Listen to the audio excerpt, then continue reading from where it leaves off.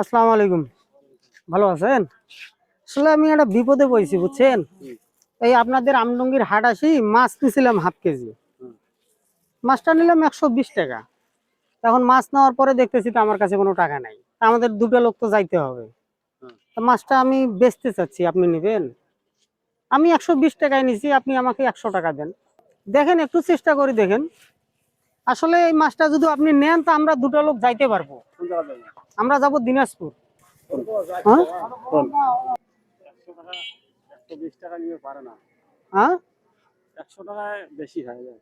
আসলে আপনাদের এখানে তো দেখেছি ষাটি মাছের দাম বেশি। আমি মাছটা বেচতে পারি, আমিও খুব উপকারিত হলাম আর কি, যে আমরা আমাদের দুজনকার ভাড়াটা হয়েছে, আমাদের কাছে কোনো টাকা নেই। আচ্ছা যান আপনি যান। চাচা শোনেন শোনেন শোনেন শোনেন, এই মাছটা যে আপনি নিচ্ছিলেন, আপনার কি কোনো সময় মনে হয়েছিল যে মাছটা কিনে আপনার লস হয়েছে? না, লস লাভের কথা কইনি আমি। লস লাভের কথা শোনেন নাই? না। তা আমার জন্য কি, মানে আমার থেকে কিসের জন্য এই মাছটা নিলেন আপনি? আপনি বিপদে পড়ছেন, আমি নিলাম। আমি বিপদে পড়েছি, আমি বিপদে পড়ি একটা জিনিস বেচছি, আপনি কিনছেন। হ্যাঁ।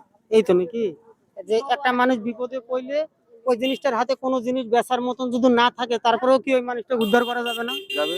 আজকে কি বাজার টাজার করা হয়েছে? বাজার করা হয়েছে, বাজারে আমি আর বাজার থাকবে না। বাজার ঠেকবে না, বাজার ঠেকবে না। তো এই 100 টাকা দিয়ে আমার কাছে জিনিসটা নিয়ে আপনার কোনো আপত্তি নাই? না না, বাড়িতে কে কে আছে? বাড়িতে আছে, লোকজন আছে। আছে? নেন, এটাও নেন। না না নেন না, নেন, এটাও নেন। প্রয়োজন, আমাদের প্রোগ্রামগুলো আপনাদেরকে যদি ভালো লাগে থাকে অবশ্যই একটা লাইক, একটা কমেন্ট, একটা শেয়ার করে দিবেন, এবং সবসময় সুস্থ থাকবেন, ভালো থাকবেন। আল্লাহ হাফেজ।